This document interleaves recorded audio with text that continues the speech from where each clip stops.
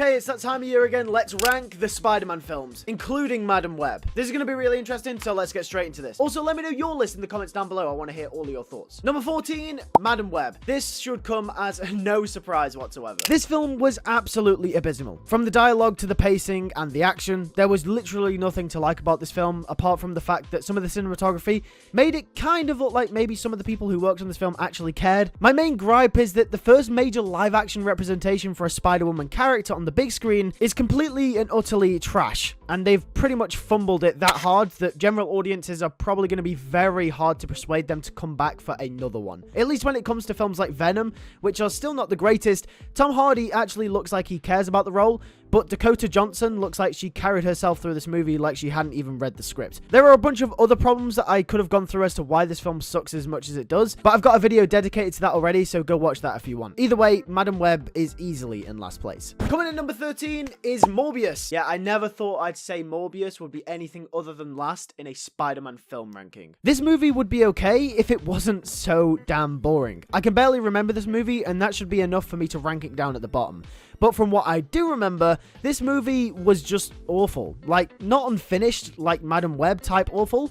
This film was just boring. Like, it was put together decently well, but it just was so uninspiring. It was like no effort to make any of the characters interesting were made at all. The only interesting thing that happened in the whole movie was that one Matt Smith dance scene. Apart from that, the only thing Morbius is good for is the memes. That's why it's 13th. Coming in number 12 is Venom. Now, despite Venom being 12th, I actually kinda like this movie. Despite the narrative being rather stale and repetitive, Tom Hardy's performance as Eddie Brock carries this thing. Venom is such a funny and likable character, and actually has an interesting complex when it comes to his morality. The rest of the film kind of feels more on the wavelength of Madam Web and Morbius, but Venom himself is such an interesting character, and I truly believe that Venom will live past these films, and will probably end up in a Spider-Man film at some point or another. And I really hope he does. Apart from that, this film takes itself way too seriously, and ends up being a stale mess. Coming in at 11th place is Venom Let There Be Carnage. Now, Venom Let There Be Carnage is actually an interesting case study. Venom Let There Be Carnage suffers from most of the classical Sony faults that many of their Spider-Man spin-off movies have. Two-dimensional characters at best, clunky dialogue, and really weird pacing. But you know what? They actually hit the nail on the head with this one. Let There Be Carnage isn't the best film on this list by any means, but it's actually quite entertaining. And that's because they finally embraced the goofiness of Venom and tried to take the whole movie in that direction. If you watch this movie with your brain turned off, you will have a great time. And that just shows how Sony should be approaching these movies. It's fun, it's action-packed, and Tom Hardy and Woody Harrelson are great in these roles as well. So for that, Venom 2 is 11th. Coming in at number 10 is, of course, the Amazing Spider-Man 2 with Andrew Garfield and Emma Stone, directed by the infamous Mark Webb. TASM 2 is 10th, and need I explain why? There are way too many characters in this film. It's a mess, and it's a big mess. The only reason why it's not behind Let There Be Carnage is because the combined performances, the chemistry, and the writing of Andrew Garfield's Peter Parker and Emma Stone's Gwen Stacy.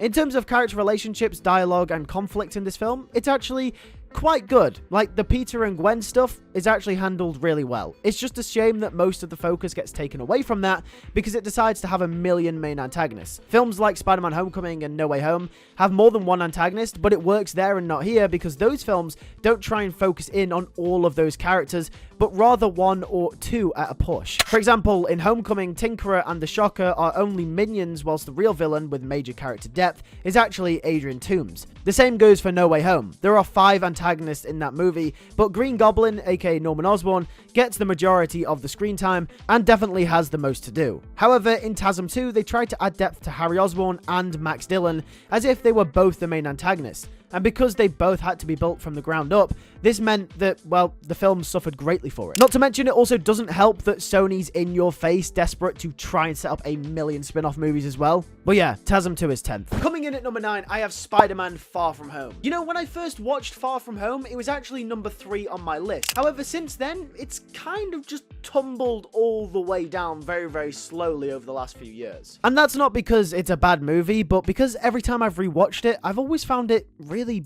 boring. Like, yeah, the likes of Spider-Man 3 have their issues, but I always felt like I enjoyed watching films like Spider-Man 3 over Spider-Man Far From Home. I couldn't figure out why for the longest time until I realized it's because Peter Parker is a passive character for pretty much the entire runtime. Now, to briefly explain to people who aren't film nerds like me, that's basically when your main protagonist reacts to the events of the story rather than spearing the story forward himself. It's like the narrative is kind of moving along and your main character is kind of just doing stuff because the narrative says he has to, rather than the main character actually working towards their goal, which is spearing the narrative itself. So for example, in Spider-Man Far From Home, Peter goes on vacation because it's a part of the plot. Peter reacts to the villains and Mysterio's presence rather than actively seeking a solution for most of the movie. Peter Parker is a character that should always be active. It is literally in Spider-Man's nature to be an active protagonist. Peter Parker becomes stale throughout this movie when he definitely shouldn't be. Yeah, he does try and pursue a relationship with MJ, and that is technically his goal throughout this movie, but that's all he really has going on. Everything else he kind of just reacts to. So yeah, Far From Home is 9th on this list. In at number 8 is, of course, Sam Raimi's Spider-Man 3. Now, the first thing I want to say about this movie is actually great, first and foremost. Don't get me wrong. You see, the more I watch Spider-Man 3, the more I appreciate it for what it is. It suffers from a lot of the same issues as TASM 2, but at least Sony weren't trying to spearhead an Aunt May spy movie from this. Actually, you know what? Rosemary Harris is a spy? Count me in. Despite having 3 main antagonists, Harry Osborn didn't need much explaining, since his character had already had a natural progression over 2 films prior, and Venom was kind of an afterthought. Flint Marko, aka the Sandman, got the most attention out of the 3, and it was clear that he was meant to be the villain of this film before Sony intervened and wanted Venom to be here. So the movie still wasn't the best as it could be, but Peter Parker still had a great arc, and probably one of my favourite Spider-Man arcs from the Spider-Man films that we've actually gotten. Coming to terms with Ben's death and realizing that he has a choice to make the right decision just seems to be more of a natural progression of his character for this version of Peter, and that's why I love it. Also, the redemption and death of Harry Osborn always does get me. I can understand that this film still has its major issues, but they're mostly Sony's fault, and Sam Raimi's presence still really shines through. Number 7, it's Spider-Man Homecoming. Now, when I first thought of this list, Homecoming seemed really low at 7th, but I think I have a good reason for putting it there. Spider-Man Homecoming is low-key the best out of the Tom Holland trilogy in terms of what I'd really want from a youthful and younger Spider-Man. It's fresh, and I've learned to appreciate it for what it is. However, when comparing it to the more upscale and heroic Spidey flicks, it just doesn't seem to hit the same. And I know that's not what this film is going for, but I think I've come to realize that what I want out of a Spider-Man film just isn't what Spider-Man Homecoming is. I love this film and what it stands for, but at the end of the day, I think films such as Spider-Man 2, etc. make me feel more. Either way, I love the Vulture. I thought his twist with him was really cool. Laura Harrier as Liz Allen was great, and Tom Holland put in a great performance as well. For those people that argue that this version of Spider-Man never suffers consequences, just show them this movie. This movie is the definition of Peter suffering from consequence. He loses Liz, screws up, and gets in trouble with Tony Stark more times than I can count on 2 hands. And he's also really inexperienced. Either way, great movie, just doesn't hit the same as some of the other movies on this list. Number 6, it is the first ever Spider-Man movie of the modern era, Sam Raimi's Spider-Man. Once again, I love this film. I'm really sad that he put it in 6th because that seems really, really low, but I also, once again, do have my reasoning. Spider-Man 1 will forever be a film that has a special place in my heart. After all, along with the X-Men, it kickstarted a revolution of superhero films,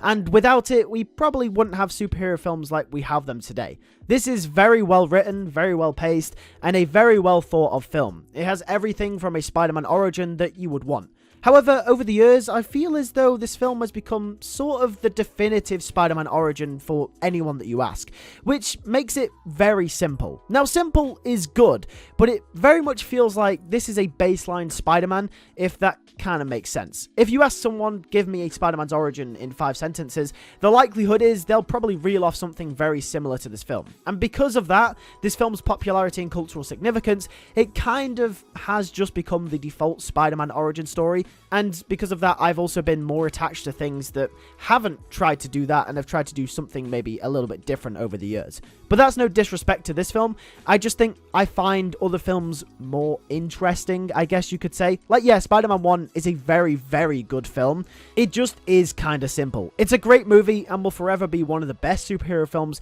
of all time. But I think my point stands, and it's a very subjective point, like I can understand if you put this film higher, because it is a very good film. Just for me personally, I find other Spider-Man films and stories a little bit more interesting. Number 5, it's The Amazing Spider-Man. This film is a massive guilty pleasure for me. Some people hate this film, some people love this film, and I'm one of the people that absolutely adore it. It was the first Spider-Man film I ever saw in theaters, and it holds a very special place in my heart. Are Spider-Man 1 and Spider-Man Homecoming better films overall?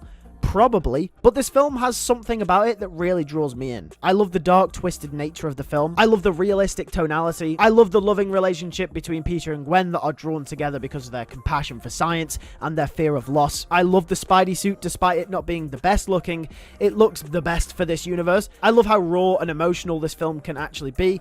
I love that they treat Uncle Ben more like a person than a figure of great wisdom. And God, I love Andrew Garfield and Emma Stone. Even though this film could have done without Peter's parents, the subplot actually surprisingly works well for a grittier Spider-Man, one that maybe isn't as hopeful as we once thought. My only gripe with this film is its villain, the Lizard. The Lizard is fine as a villain, but they could have done so much better. I get that there are deleted scenes that add a lot to his character, but we never actually got to see them in the final cut anyway, which really sucks. He had so much potential, but never really lived up to it. Either way, this film is 5th on my list. Number 4, it is Spider-Man No Way Home. Is this the best written Spider-Man film of all time? No. Does this have an excessive amount of plot holes? Yes. But is it something that the fans wanted for the longest time? Absolutely. A crossover between all 3 Spider-Men is something that we have dreamt of for so many years. And I'm not going to sit here on my high horse and act like I never wanted this because the multiverse and cameo fests are now going out of fashion. No. I'm gonna act like the fanboy that I am and say that this crossover was so freaking cool. It was a celebration of Spider-Man films from the past 20 years, and it delivered in the best possible way. It's one of those things that can only be done once, and it was done perfectly. I mean, not only that, Holland's story throughout this film was also really well written as well, and I thought that Watts and Co did a really good job handling that. Also, Andrew and Tobey's Spider-Man also got really nice mini arcs too, so for those of you that say that they just showed up for no reason and just fan service only, I gotta say, you're wrong. Andrew had to deal with the loss of Gwen and redeemed himself by saving MJ. Tobey never got to save Norman Osborn in his universe, and here he gets to stop Tom's Spider-Man from making the same mistake that he would have regretted. It may not be the best Spidey film, it may not be the most well-written Spidey film, but damn, it's gonna go down in the history books as one of the best and most hyped crossovers of all time. And before anyone says, oh, you only like it for the cameos and the crossovers, yeah, I do.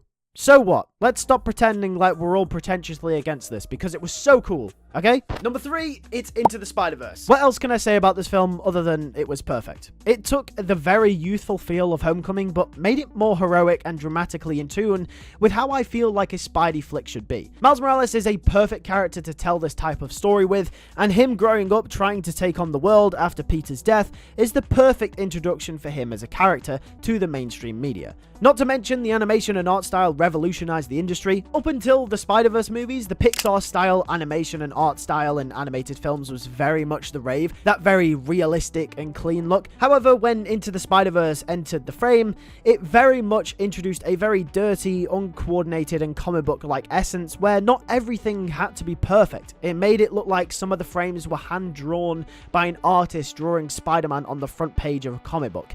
Since then, this kind of style has been replicated in films like Puss in Boots: The Last Wish, and it also allows storytellers to express themselves visually in so many interesting ways, which made for an even better film. Number 2, it is of course Spider-Man Across the Spiderverse. Much of what I think about this film was actually true about Into the Spiderverse, so this should be very quick. However, there is one key difference between Into the Spiderverse and Across the Spiderverse. They dial everything up to 11 with this film. It's Into the Spiderverse, but on steroids. The animation is dialed up, the art style and sets are even crazier. This film proves why Spider-Man works so well in animation as well, and I'd even say in some cases better than live action. Like for example, the scene that stands out to me the most is when Miles changes from his Spider-Man suit to his normal clothes halfway up the staircase on his way to the party at the beginning of the film. That couldn't have been done in live action, but was such a funny way to show how disorganized Miles' life is, and how chaotic being Spider-Man is as well. And I believe one of the early reasons why it worked so well is because of how fast-paced the scene was. The fast-paced nature of the scene allowed it to keep up with the pacing of the film to represent this as well. I just thought it was perfect in every sense of the word. At first, I didn't really think this film worked on its own, as the story is never completed.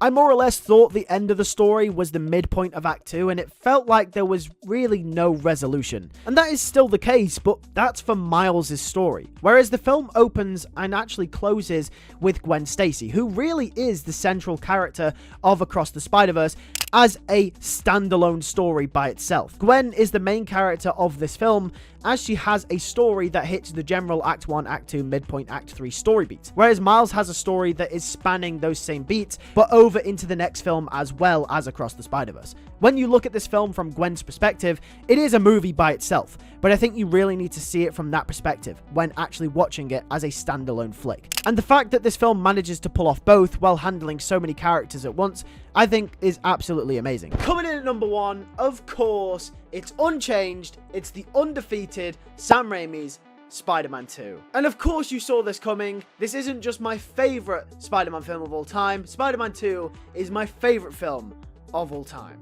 I could talk about why this film works for hours, but to put it simply, this is the definition of what a Spider-Man movie should be, in my opinion. A drama first, a Peter Parker piece, a film about the man and not the hero. But moreover, what the hero means to the man and why that can be a positive thing and also a negative thing. Superhero films don't often enough delve into the psychology of how the heroism could torture the man or woman wielding the responsibility, but when they do, it generally isn't ever really the main premise of the film. But Spider-Man 2 manages to capture that feeling of dread and self-doubt absolutely perfectly. Peter's life can't seem to go in the right direction, and it feels like a natural progression from the end of Spider-Man 1 as well. It felt like this story was to happen so naturally. Peter really hits his lowest in the whole series at the midpoint, and that's when things start changing. He's had enough. But of course, Spider-Man is never gone forever, and of course he makes his dramatic return. The action, the score, the acting, the writing, the directing,